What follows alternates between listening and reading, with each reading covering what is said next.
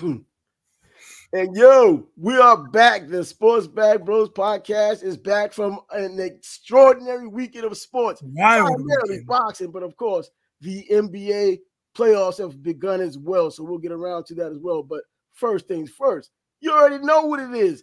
King Ryan is exactly that. King Ryan for a day. He did his thing. I don't know if I'll call him king, especially when he's over here proclaiming Jesus is the King of Kings. Why is he calling himself king? But that's another story for another time. Yeah, Um, Sunday. um, a lot of people got to eat crow. A lot of people got to eat crow. You and I, we don't Yes, know who's watching today that joined us during the watch party on Saturday. We a ate our lot. crow Thanks for that. that night, but officially we were wrong. And I talked about Haney having an educated jab. He's defensively responsible. Pluto, He made he made me look like I don't know what the hell I'm talking about. He was not defensive responsible. I can't even talk. Responsible. And the only time he used his jab was when Garcia was allowing him by backing up and moving, forcing Devin to come to him. When Garcia decided he wanted to throw punches, he hurt Haney for the most part. But this is what it comes down to. You were correct. He is defensively responsible. He is offensively responsible. He has an educated jab. He has an educated skill set altogether. The problem is, Where right, was it? put him first. When he felt that power, the game changed. Now you wonder what that discipline is all about, because discipline means you can still stick to the game plan. When things get bad, you can dig down deep and you do things that's outside of the game plan. You can be gritty and try to get out of it that way, or you always eventually rely on your skill set at the end of the day. This guy was so shell shocked, I think, by that power that he kind of just threw it out of the way. And at least his dog mentality tried to get back into the game. He tried to come back. He stopped throwing jabs. He kept coming with that lead left hook like he was Roy Jones. It was not working. And then he was still worried about getting hit hard. So he was between a rock and a hard place. It's not like when Floyd Mayweather fought Shane Mosley, got caught with that a hard shot, and then got caught with another hard shot, and the crowd was all into it, and Floyd like he was about to leave. But at the end of the round, Floyd was walking down Shane Mosley and ended up whitewashing him the rest of the fight. This wasn't like that. No, but Haney, in our estimation, won the next 4 rounds Yes, he because did. Garcia either punched himself out or wasn't conditioned, and he didn't do nothing round 2, 3, 4, or 5. And Haney was just following him around, throwing his jabs, trying to land hard right hands, throwing some body punches. And Garcia seemed like he was just biding his time till he got a second win or till he got enough energy to attack again. I think it was the 6th round he stunned him again, maybe, or the 7th round when he knocked him down. Yeah. I was like, we were watching live, we were live streaming, and I said before the round, Garcia's got to do something to change the tone of the fight. And damn, did he ever do Yeah. it? He battered him. And, and Devin coming after him tried to walk him down, but Ryan set it up because of his power into a position to where he can at least fight in spurts. And he did exactly that because Devin was a bit timid, but he was still dog enough to go for it. He just was a little timid. He didn't go and throwing combinations anymore. And Ryan didn't counter, but he didn't have to counter. He just threw punches, and Devin was there for it. And for a guy who's defensively responsible, how the hell do you keep getting caught the same left hand over and over? And it wasn't even short. It was a wide telegraph left hand. You kept getting caught. You kept dropping the right hand. And I think I can't remember which analyst said it. That I think it might have been Tim Bradley. The bow and arrow effect. When you throw that jab, your head comes down.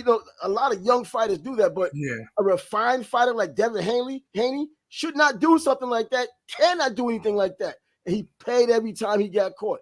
In the beginning, I think for a while, every round that he didn't get knocked down in Devin Haney, he won that round. Ryan didn't win. Ryan only won the rounds in which he got the knockdown, but then he started winning other rounds, and that gave us the decision that he did deserve. So I don't remember if they were going in the corners and you could hear what was being said in the corners, but after round 5, his dad should have been like, okay, look, you have control of this fight. He's not giving you much. He's probably trying to set traps. Don't fall for them. Stick to the jab. Keep your hands up. Counter him. Make him miss and then counter. Make him miss and pay. Mm-hmm.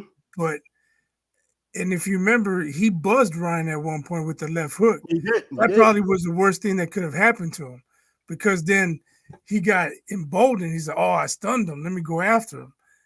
But he just couldn't take Ryan's left hook. And I'll tell you, Ryan winning this fight overall, it wasn't an overall skill set. I think some people kind of misjudge how this fight was made or how this fight played out. It wasn't a matter of Ryan just having a whole bunch of skills, not necessarily even Ryan using his speed. It was the Ryan power show. It was pretty much nothing more than the left hook. He didn't do much of anything outside of the ordinary that would leave you in awe. Wow, look at that fast combination. He did a lot of basic things, primarily that left hook, which he's known for. That is what changed the fight and gave us the result we eventually had gotten. I think, Ryan, I think another one of those knockdowns, the last one, when he came with the 1-2s and kind of overwhelmed him in the corner and caught him there, I think he ended it with an uppercut, but that wasn't what concluded it. That wasn't what provided the knockdown. I just think Devin was overwhelmed by what was happening. He was getting caught, but he was overwhelmed by the 1-2s and probably the rapid fire. Went down, to get some time, but he was buzzed a little bit, but not hurt. And so Ryan just didn't do anything special. He was just a better man and a better fighter that night. He didn't have to really box. Yeah, so what do you think about the weight? Do you think that was a major factor? You know what? People who've boxed and people who know boxing and been around boxing, the weight does matter. Now, this is the same weight that mattered before the fight, and people who've made their predictions before still stuck to their predictions. They knew that 3.2 pounds was still a factor on the weigh-in, and they knew it should have been somewhat of a factor the night of the fight. They both rehydrated, so I don't know what anyone's unofficial weight was during the night of the fight. But they talked about how Devin went up so high in his previous fight against Prograis up to like 160. So that's a hell of a rehydration. Yeah. That's Arturo Gatti proportions of rehydration. I don't know how much Ryan rehydrated, but Ryan was pretty much even trying to cut weight anyway. So he must have just rehydrated back to a comfortable weight that he was just chilling at. And the weight does matter. But they knew these things before the fight started. And these people who made these bets, made these predictions, still stuck with their predictions, knowing that weight is going to be a factor. We saw that when Triple G fought Daniel Jacobs. He came and didn't give a damn about. He was like 180 and change when he fought. Still lost the fight, put up a good fight, got more credit than he deserved. But, guys do that regularly. And because of the result, that's why they're upset about the weight now, especially all the people who said that Devin was going to win. Yeah, like Tim Bradley. Yes. But speaking of Tim Bradley, see, I think when you say something like, if Ryan Garcia wins, I may as well just stop being a commentator. Just eat your crow, because now you're getting to get Ryan's backlash, and he doesn't like it. So instead of just eating his crow, he's saying, well, next time make weight. Next time do this. I don't respect Garcia because he didn't even try to make weight. You motherfucker, eat your crow. You gave him no shot, and he beat the shit out of Devin Haney. Shut your mouth and eat your crow, Timothy Bradley. Yeah, and these are the people who stuck to their guns in terms of who they chose to win this fight after learning the 3.2 pounds. I thought about not even ordering the fight. I was like, oh, man, he really screwed up this time. But, Devin Haney's cool with it because he got 1.5 million. Exactly. Maybe then 2 you got to million. be cool with it. Someone mentioned in the comments maybe 2 million because they rounded off the 3.2 pounds. It's still going back to zero. But anyways, yeah, I see how Devin Haney wanted to get his money. Years ago, Devin Haney did say he wanted to be boxing's first billion-dollar fighter, and he gets a fast track in that regard, but he won't be getting it undefeated if he ever becomes one.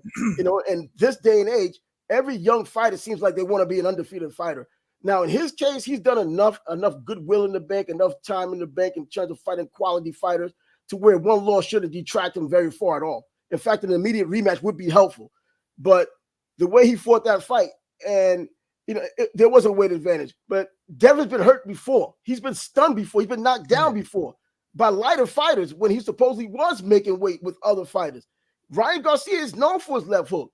And if he has that extra weight on, like Devin also had the extra weight on, it should have been as effective. Now, people who like real professionals would say, no, you just don't understand. Yes, I understand. I do understand, that he had chin problems to begin with. I just didn't think they were that bad. Now, either Ryan's that big a puncher or Devin's going to have some hellified problems, especially against a guy like Tank if Tank's landing the same punch. Tank's not letting him off the hook for a second round. I don't see him and Tank in the same ring.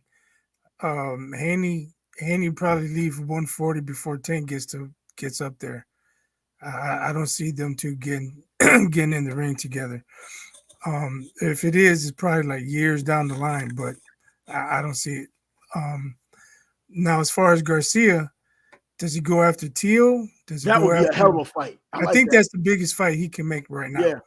But a rematch would be a big fight because now the belts will be on the line.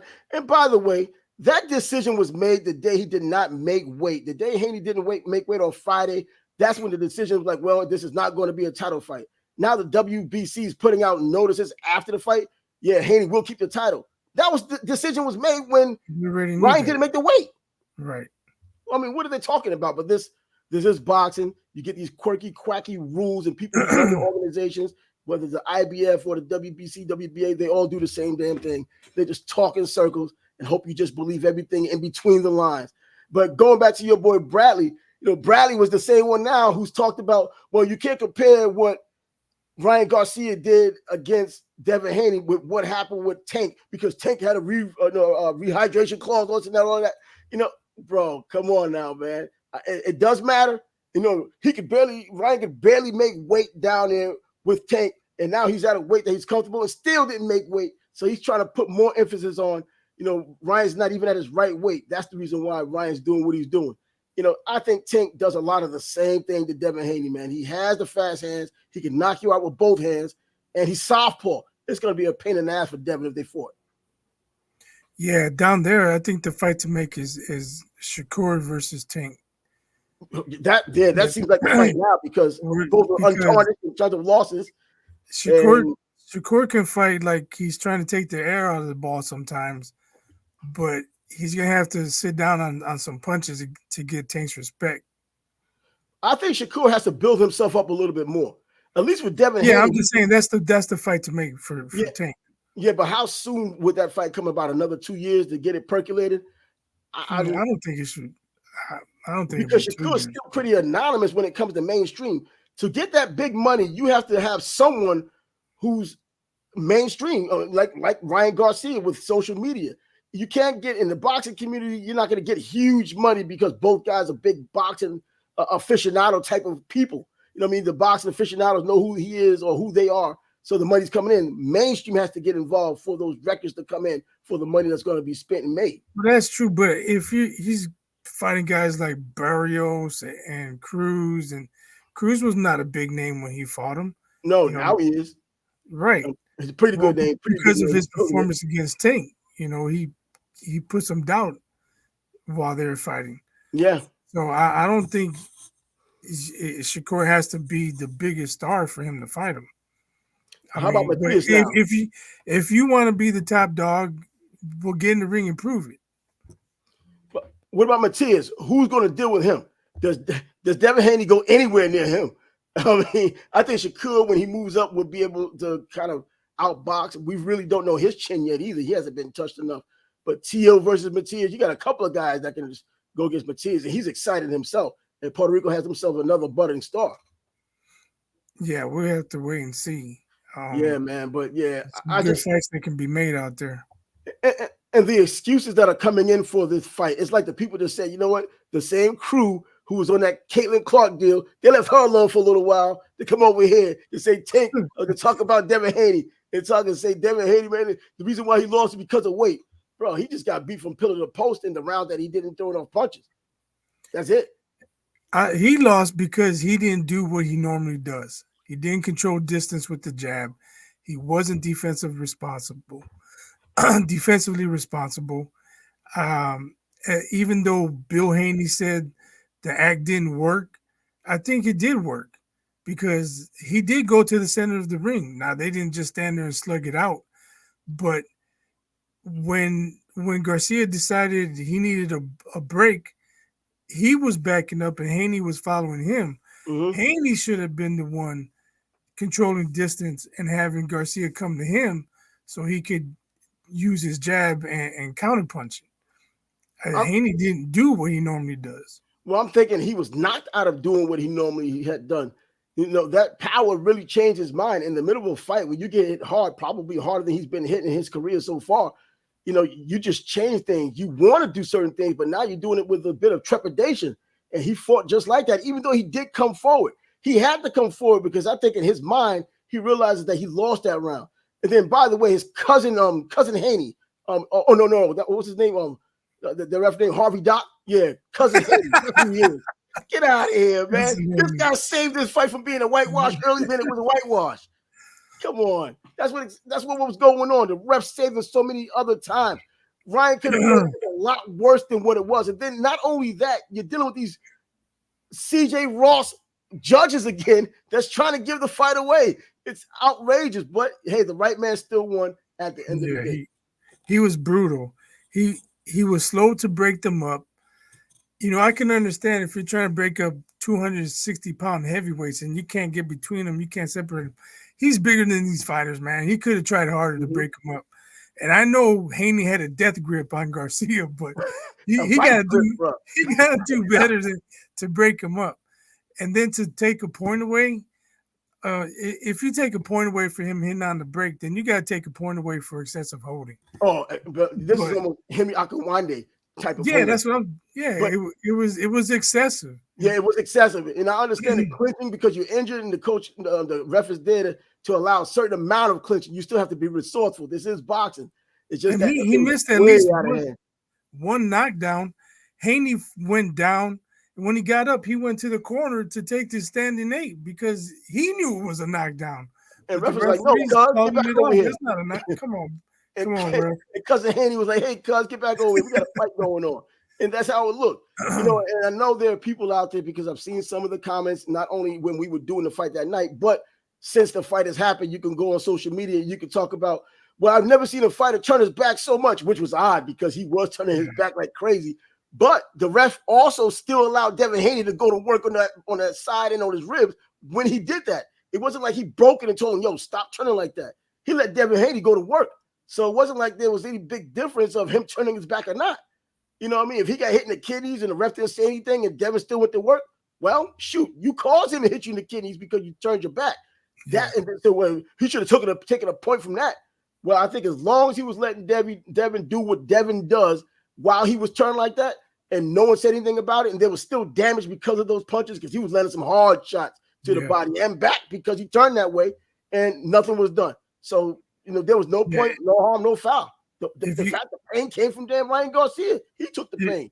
If you ask Devin, what would you rather have, a point taken away or let the ref allow you to beat him on his back? He's going to say, I'd rather beat him on his back. And that's what he did. Right. And the ref didn't do anything about it. He didn't just warn him anything. He let him do it because he turned like that. It's like these fighters that duck so low. He's done that before. He's done that before, and we commented during the fight. There at many times during that fight, Garcia looked amateurish. Oh, did he? And that makes it down position standing up. That makes it more baffling. Like, how did Haney lose to this guy? I still think the mental part of him thinking about the power that had touched him in the first round and then subsequent rounds still getting hit hard and that trepidation, man, because Haney didn't counter. Ryan wasn't countering at all. He was just throwing punches. That's it. Well, and it wasn't a skillful fight like I thought it would be. I guess Mike Tyson must have been ringside saying, "See, I told you, everyone has a plan until they get punched in the mouth." Yeah, he got punched in the mouth. The plan, I guess. The nose. He got punched everywhere. He had welts on his face, man. Oh, yeah, he got a beating, man. He got a beating. That's why I can't understand why can't you just give credit where credit is due. Luckily, it's a non-title fight. Luckily for Devin, but unfortunately, that kind of fight is going to lead to a rematch. Now, what could he do differently in the rematch? Because let's learn the damn bow and arrow, which you should have known already by not covering up for the left hook. I mean, you should know this already, man. So I don't know if there's going to be a rematch because if they fight at 140, they're going to try and put into the contract. You have to make the 140 weight limit or no fight. Yeah. Right? But they won't do a rehydration because Haney likes to rehydrate. Exactly. Rehydrate up maybe 160 pounds, they say. So I don't know if there's going to be a rematch. But I want to mention Paulie Malignaggi My because man, he got it wrong big time. he said he got it wrong, but I mean, not because of that. I mean, we got it wrong. So I'm not Yeah, going but in on anybody that got it wrong. But he said the issue with Devin Haney at 140 pounds is he doesn't have power. And then he started talking about himself and his career, saying, I struggled because I didn't have power. Dude, Haney may not be the strongest puncher, but he doesn't have pillows on his hands. You have pillows. Don't compare yourself to Devin Haney. Come on. And that's true to a degree because I remember Paulie Malignaggi when he was coming through the amateurs.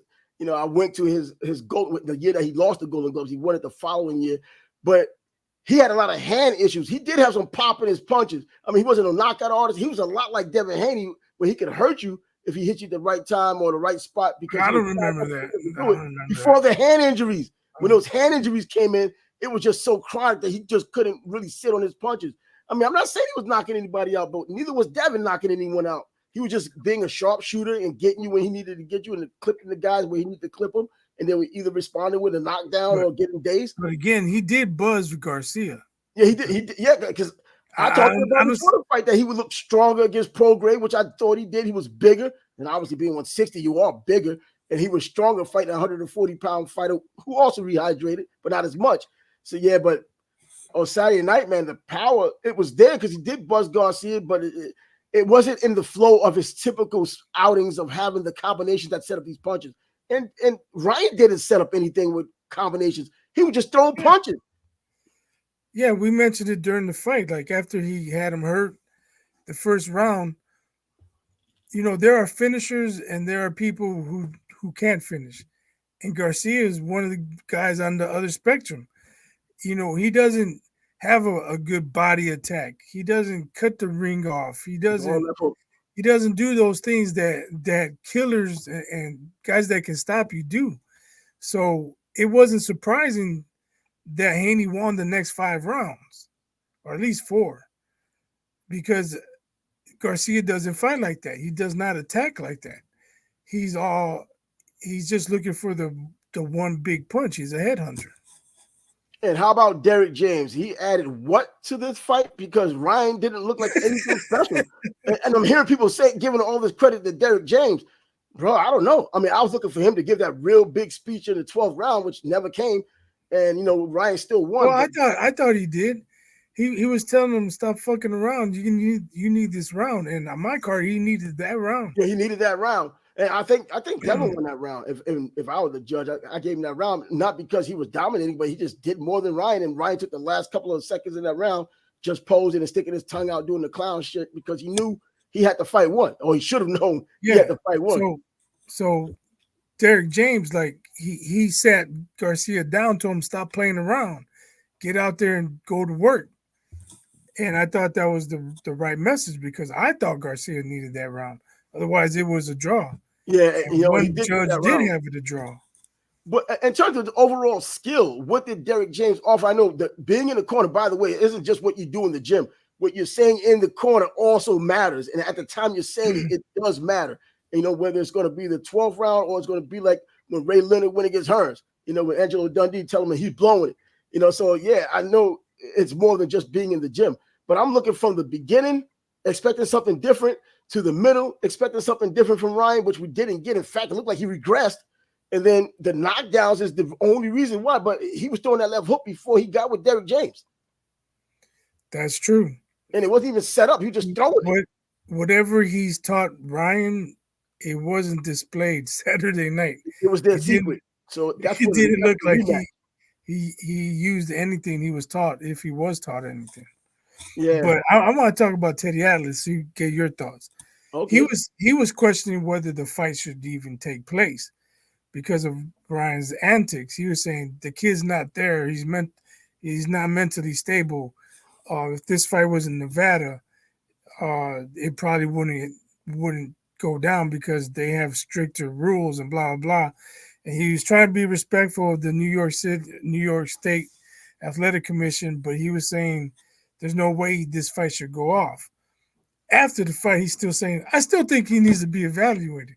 Teddy, come on, man. The kid said it was an act. You know what? I can't look if Ryan Garcia is going to continue saying the same things he was saying before the fight, it may not have been an act or just part of an act. There's been times when fighters had got a little amped up or did a little performing and things just weren't what they were. I mean, Ali versus Liston the first time, his heart rate was over 125 because of what he was doing. His pulses going through the roof because of the excitement. And then the night of the fight, or right before the fight, he's calm like nothing ever happened. They were thinking about canceling that fight just based on that because they thought it was nothing but hysteria and fear. And now you get this Ryan Garcia thing. It may have been some acting, man, but I think there's some validity to his insanity when it comes down to when he's boxing full of these characters, man. The fight is a part of him too. Even during the broadcast, the commentators are saying, "Oh, look at Haney. He looks so calm, and Ryan looks anxious." And they were talking like they're body language experts, and they had no clue what was going to happen. And you can't tell in the ring. Nothing I saw made me think he was anxious. I didn't see him sitting on the couch sweating bullets. Nope. Or shaking. He was calm. That's what I'm saying. So what the hell are they talking about? What we saw, because you can't hide from yourself inside the ring. We saw exactly what happened. We saw it play out. It played out in long form over the course of 12 rounds, and it was a dominant performance. It was one of the most awkward dominant performances, man, because Devin Haney did have his opportunities. He did try to go for it. And in the midst of going for it, he was knocked down again and got back up and tried to go for it again, get knocked down again. It was like all the time. And then it got to a point to where he started not taking as many chances, but he did enough to be not an effective aggressor, but just an aggressor to let you know that he's no punk. And that's boxing.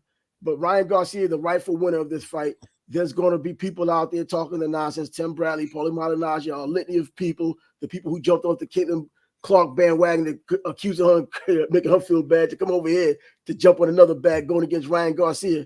Hey, it's over until it's not over. A lot of fights to be made until they're made. Whether Shakur, whether it's Tio, even Loma getting back into the mix one way or another. Mateus, we got a lot of damn fighters that can get into this mix and make things very interesting. But on that note, he needs to stay away from Boots, though. But none of them need to talk to Boots. None of them. That's Shakur. Unless you use a sign language, say nothing. Shakur's too small. Yeah, I mean, this guy talking right about now, but I'm talking about Garcia. He can't even make 140. Bro. So naturally, you think, okay, he's going to fight at 147. Boots is there waiting on everybody.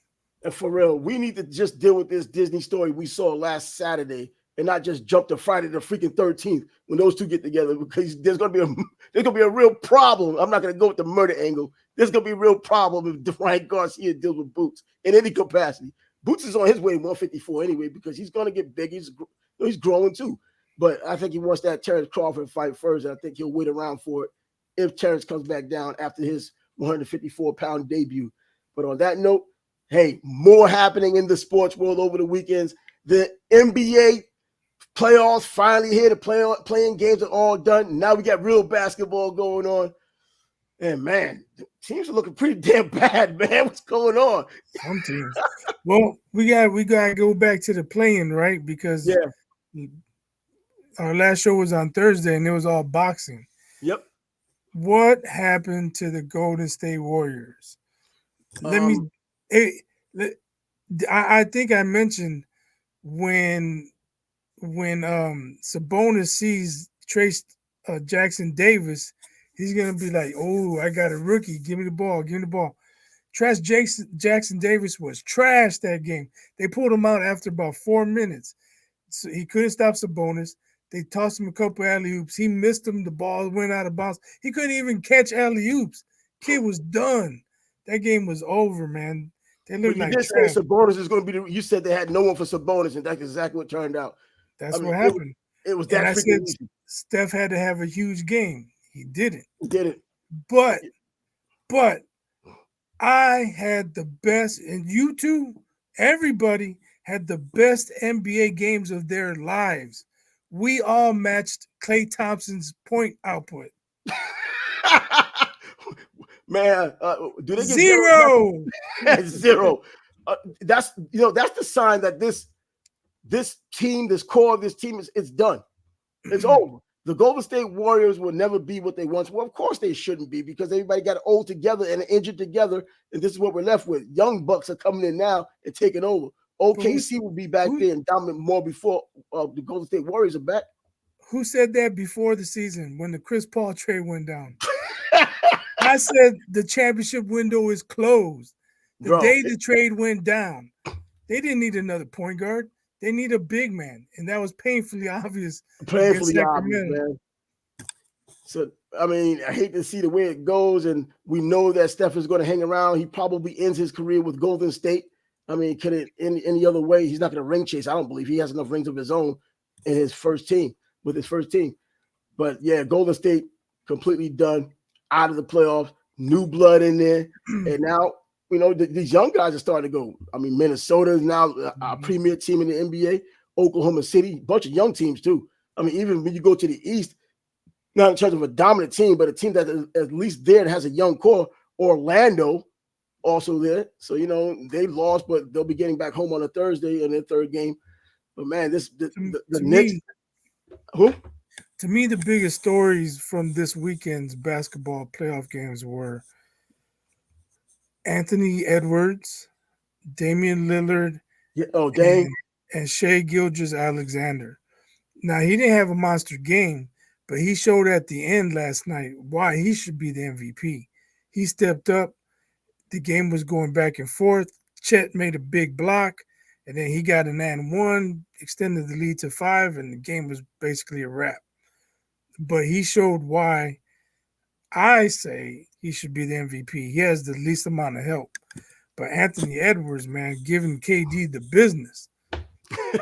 Where's the respect for your elders? For real, man. Disrespecting the elders out there. But, man, Anthony Edwards has always been a beast anyway. I mean, this guy has been dominant since he was at Georgia, and now he's doing kind of the same things in the NBA. If he stays in his lane and starts talking crap about the past players, he'll be just fine. And he'll probably lead this Minnesota team, I don't know about to a championship, but they're going to get their foot somewhere close to the damn door if they continue to play like that. Another one of these young teams coming together perfectly at this time, and they're not tired. These guys can still run the floor. Yeah, first impressions, like, I think they made a statement against Phoenix. But Phoenix has some veterans. You know, KD's got a couple chips. Booker's been to the finals. We have to see what happens in game 2 and then what happens in Phoenix. Whereas OKC, they struggled mightily with the Pelicans last night. Yeah, that's that kind of surprised me, though. You know, it really surprised me. Without Zion, too. Yeah, exactly. Just, you know, Zion, this guy put up a phenomenal game the game before. He's now injured again. You know, damn, it's just problem after problem with him. But I was expecting a little bit more from OKC. And I know they were talking about in the broadcast, you know, that first game, they were talking, getting all hyped up about the first game and teams that had won and the margins in which they've won by. And they tell them, you're never as good as you think you are after that first game. You're never as bad if you didn't play well enough. And that's probably true. The second game is probably going to be the real telltale, especially I think a team like the Knicks, who didn't really blow out like they should have done. But, you know, they had their against the 76ers. And Brunson didn't play well. Who? You said the Knicks played well? Brunson, he didn't even play well. No, exactly. He didn't play well. That's what I'm saying. So, you know, and especially somewhere like New York, when your fans are just pain in their asses, they don't stop. You know, and you get to a playoff game, you just have a problem, and they still won the game. But Embiid was injured. His injury still bothering him. You can see it. Yeah. But you got to tough it out and play. Does he?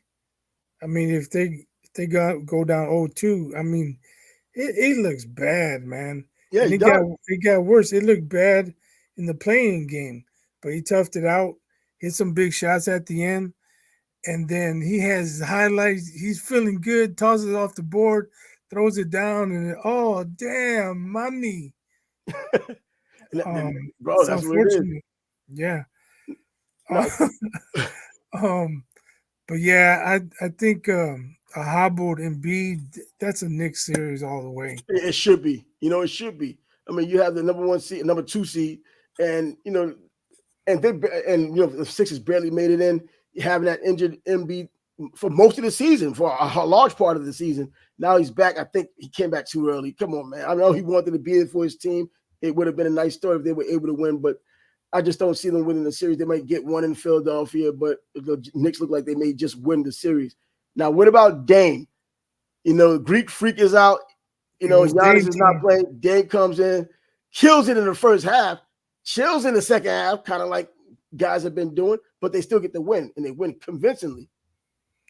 Yeah, it was Dame time, and he talked about, well, Giannis is out. He knew he had to be more aggressive and assert himself, and That's what he man, did. did he ever! It was like it's playoff time, it's go time. Let's go to work, and he went to work. But Pacers, they're resilient, man. That's a scrappy little team, Yeah. and they made some adjustments. They made the game sort of respectable the second half, and let's see what happens in game two. If Dame's got to average 40, then Dame's got to average 40. But if he doesn't, then Pacers probably can get control back of this series. Yeah, and the Pacers are all season long been scoring a whole lot of points. But Halliburton, man, what a bad game for him. Only 9 points, didn't have double digits in assists. He really wasn't much of a factor in this game. I mean, you just watch the way he played and looking for stats for him to put up. He just wasn't putting it up. You expect him in this kind of environment to really stand up, to really put his stamp on being a superstar, not just a kind of a regional star in the NBA, which people know who he is. But in terms of the mainstream, where you're going to start seeing him on national and international commercials, not quite there yet. If he can get to the point to where against the Bucks, especially whether it's a road game or a home game, he gets those numbers up and puts up those ridiculous 20 freaking assists in a game. That's when you become that superstar. Yeah. And then the Nuggets Lakers is same old story, man. Nuggets played around. Jamal Murray didn't even play well. He shot like crap, and they still won by double digits. Yeah, that series is over, man. Yeah, I'm about to say that. I hate to say it too, but I don't. I mean, I'm not a Laker fan at all. I just think it's funny because people are saying, oh, the Lakers have a better chance because LeBron's fresh and AD's fresh, and man, they're gonna get swept again. Fuck out of here. And that's AD's team. That's AD's team, man. It's not LeBron's team. It's AD's team. He stayed healthy for the first time in forever, maybe his entire career, and this is how they got here.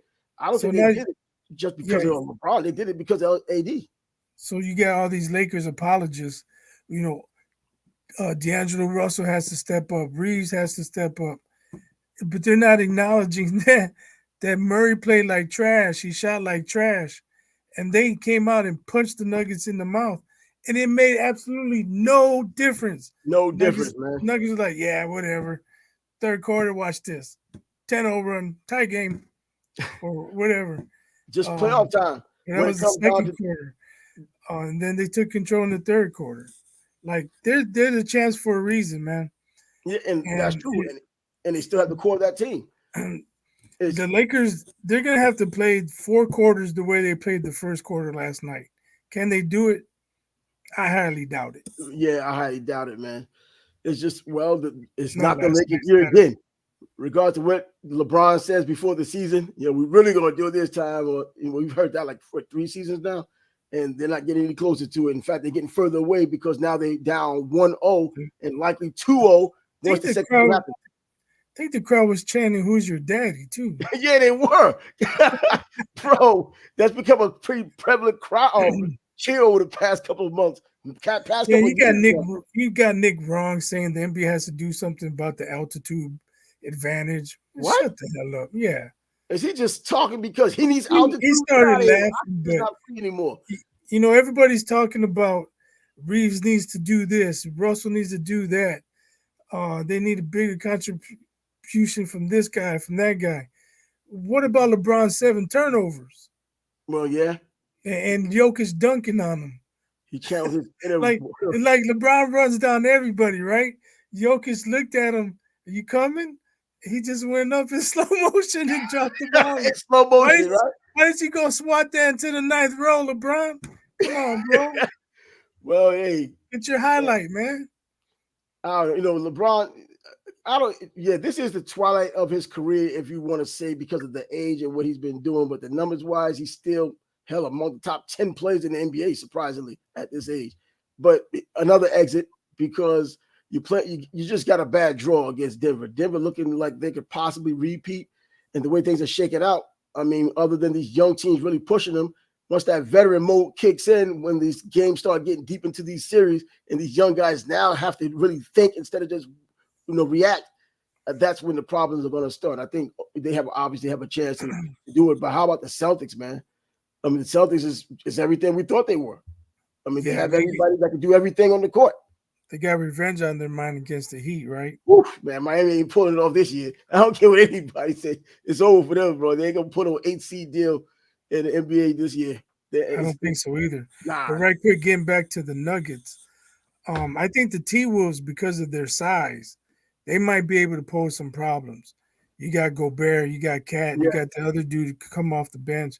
They got size, and that's what you need. You got to come at Jokic in waves, slow him down, tire him out, because you're not going to shut him down. But if you can show him different looks and make him work, make things tougher on him, then you give yourself a better shot. Yeah, that's true. But Denver, I mean, there's something to be said about experience, but guess what? You also have to start somewhere with experience. Like Denver, before they won their championship last year, they did not win any championships. Now they're champions and they have the experience of being in the playoffs and getting a championship. Well, the same thing could be said for Minnesota. They have the team that's built to win the championship. Now they just have to beat Denver is likely the team they're going to have to beat to do it. OKC in the same boat, a bunch of young guys that can play well together, getting their experience on the job and getting into the playoff, getting playoff experience, which they got in last year as well. Without Chet, now Chet's back. I was expecting more. Once again, that first game isn't a sign of how bad things are, or they're not as bad as they score, even though they won, it's not as bad as it looked. I think they'll get back to basics once they're now kind of settled in their playoff mode. People get to do what they've done and step it up the way that real players step up in playoffs. We'll see who those players are, and then we'll see who those teams are. But how about freaking James Harden? I know the game doesn't matter as much as a final or anything like that. James Harden shows up in the first half, doesn't do much in the second half, but didn't need to do enough. It was Kyrie and Luka pretty much that's all Dallas had. Yeah, I was surprised by that. No Kawhi, and they won that game handily. Yeah, Stephen A didn't like that. Going away. But it was game one. Mm-hmm. Let's see what happens if this game goes 6 or 7 games, because that's when you cannot trust James Harden. Yeah, and that's true. I mean, we talked about it last year in the beginning of the season, talking about his 9 points in 40 or 38 or 40 minutes of play when they really needed it in Philadelphia. Didn't do it. And he has a career of not doing it. And so now he's here. And Paul George finally stood up because he was kind of deferring a little bit throughout the game. And then towards the end, he started letting himself be known, hitting those 3-pointers. So, yeah, I mean, that's another thing I think that people forget. The Clippers are out there. They're still out there. Yeah, it could be a situation where, they got these veterans. I don't want to say old, but these older guys, veterans, and maybe they weren't interested in playing on a Tuesday night in Utah, on a Thursday night in Orlando, and now it's playoff time, and they flipped the switch. We'll see, because they definitely flipped the switch against the Mavericks. Man, they was blowing them out. They was killing like 25, 28, somewhere around there. So we'll see if they can keep that up. It's up to the Mavericks to respond. But if they're going to play like that, yeah, they're going to be problems for a lot of teams. Yeah, it's true. And depending on what happens with Kawhi Leonard coming back, if Dallas gets this second game, then there's a problem, because then they're going to go back to Dallas as you expect. Yeah. Dallas is one of the hottest teams in the NBA before the season closed, if not the hottest. And Luka's still trying to make it. He's already been known for the playoffs, but now it's time for him to take that next step. And he and Kyrie Irving finally kind of developing something that really works together. Because I was always wondering, like, are we going to have a new NBA where we need 2 balls now because these 2 guys now, these guys can actually play well together. And let's see how that works out for them. But yeah, I was surprised by how easily it was. I know Stephen A before the game was like, man, the chances are slim to none to beat Dallas today. Bro, slim to none. Slim still in the building. And I was like, what the hell are you talking to? Yeah, I was surprised by that too. Yeah, I mean, not surprised that they won, but how they won. And how they won, like nothing. Yeah, He had these dudes fighting back. like Dallas never got off the bus almost. And that's exactly what it seemed like. And dude's just like, yo, send the luggage to go play. And these guys look like luggage out. They ain't do anything out there. But the NBA definitely in full flow right now. And obviously we're in the midst of it. East, West, what's the best team? If you watched every game or at least heard about every game, saw highlights of any of the games, what's the best team so far that you've seen? Even though you don't have to say this is the best team that's going to ultimately win the championship, but who's looked the best so far? Well, I didn't get to watch Boston, and That's what I think looks the best right I now. only saw highlights of the T-Wolves. Best team I saw was Denver. Oh, Denver? Yeah. Now, do you consider the team they played, playing against the Lakers and saying, you know what, the Lakers aren't really doing much of anything anyway? They're a playoff. I say that because they won by double digits, and like it wasn't even the best game. Like I said, Murray didn't shoot well. Jokic had a good game, but I think he only had 31. It's not like he went for 45 and like, oh, you jokers in playoff mode. No, it was like a regular game. If the Lakers really push them and they turn it on, it's like the old saying, great teams aren't always great, but they're great when they have to be. They have to be. And I think that's what's going to happen with the Nuggets. They like right now they're on cruise control.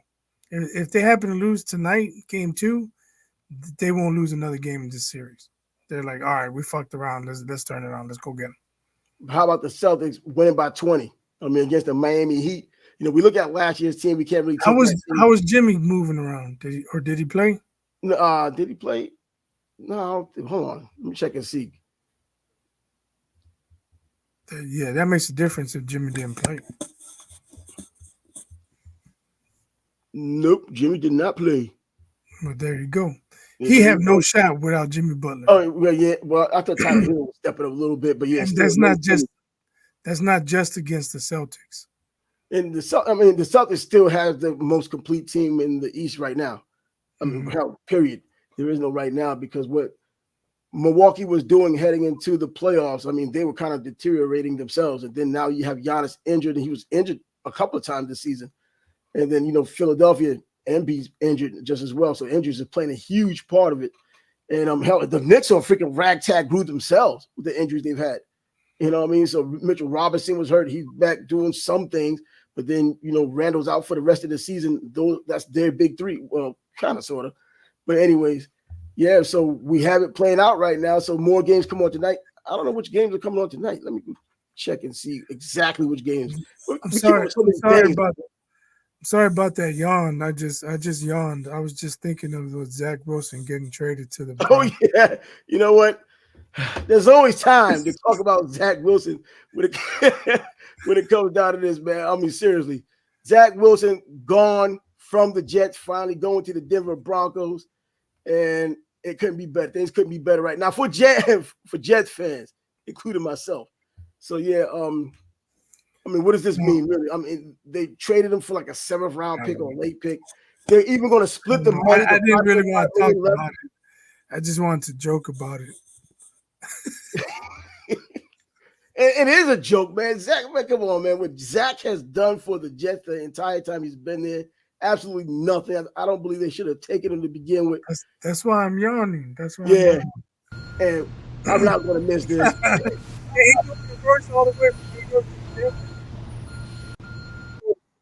Taking that U-Haul to Denver, like you said, backing up from New York, going out to Denver. And as I mentioned, we were talking before the show. We was talking about a little bit about how he played well against Denver. When he did play against Denver, maybe Sean Payton saw something in him. It's like, you know what? He may be trash in New York. He needs to get back to this high altitude because he did play at BYU. So maybe this might be some home away from home, the way he might do a little better with them. You get rid of one Wilson, which is an old guy, for another Wilson, which is just a bad young guy. Let's see what works out with him. You know what? I'm actually looking forward to see what he would do with this team because the Jets are really known for doing stupid things, and I don't think this is one of them. But if it comes back to bite him, come on. How more Jets can you get than something like that if he ended up working out for someone else? Yeah, that was serious. How more Jets can you get? Yeah, but I want to talk about this Good Times reboot. Oh, who thought this was a good idea? And then they made it a cartoon Steph Curry's involved, and it's totally despicable. You got it's supposed to be like 4 generations later of the Evans. They're still Unbelievable. living in the projects. They got roaches in the shower. Wait a minute. I thought Keith got him out of there when he got his little NFL contract in the last episode. I'm just Anyways, telling you, the baby's a drug dealer. What the fuck? And Steph Curry's involved with this. He's associated. Like he's putting his name behind this. Steph, man, you should be ashamed of yourself. It's despicable. yeah, it is. That's some pretty. You're talking about all the stereotypes, all put back in 2024 fashion, and he's behind this. You thought he would be someone that wants to change what is expected or what is known or what people think. And you know what else they pulled the okey doke on Thelma. Thelma, maybe JJ. Was she a baby mama they, now? they asked them if they would lend their voices as cameos. Mm-hmm. So they said, yeah, we're down. But then they didn't tell them what the shows were gonna be like. And the first episode dropped, and now Thelma's upset. I didn't know this. I would have never been involved. So they didn't tell them the content, and now they're using them to help promote the series. Well, using their voices as characters. Yeah, they went in for cameos and they did their voices. Oh, okay. So, but it might be Thelma and JJ on the show, just much older. Man, how would they not know if they spoke on camera or recording, saying certain lines that's probably the same as what's going on in the show? They probably not know what the hell they were doing. Like, they probably cleaned it up for them. Like, yeah, that's some craziness, man. And that's probably something they can get away with in Hollywood. I'm sure they didn't have the baby trying to sell drugs to Thelma. Man, that's craziness, man. And overall, Good Times was a good show for even back in the 70s, especially back in the 70s. That was completely against all the so-called stereotypes and what were considered norms back then. Yeah, that's why. Oh man, I can't remember his name. Mr. Evans. That's why he got James Evans. Yeah, James. That's why he left the show, because he wasn't down for all that stereotype shit. And even Esther Roll, she left the show too at one point for that, because she said there was the buffoonery of making JJ the star of the show, but he was doing a lot of comical things instead of being serious. You had Thelma, who was talking about being a doctor one day. They were talking about Michael, who was supposed to have been in the Supreme Court or a lawyer, whatever, a judge, period. And then JJ is the one who could barely read, barely write, but he was a good artist, and they didn't like that dynamic. And they pushed that more because of his little dynamite deal was getting a whole lot of applause, and it made them to make the show more famous, but it made him even more famous than these real actors and actresses, which Esther Roll was, which John Amos was. He was just a comedian they asked to come out. I think Norma Lear just asked for him to come on the show, and he actually superseded all of them in terms of the entertainment value. And it, of course, ruffled feathers. And I just saw something recently that he said that he didn't speak to them at all the entire time he was on the show. He never spoke to Esther Roll or John Amos ever off the camera. It's crazy. That's crazy, but there's just some things you leave alone. Why is there a Good Times reboot? Like, are they going to reboot Happy Days?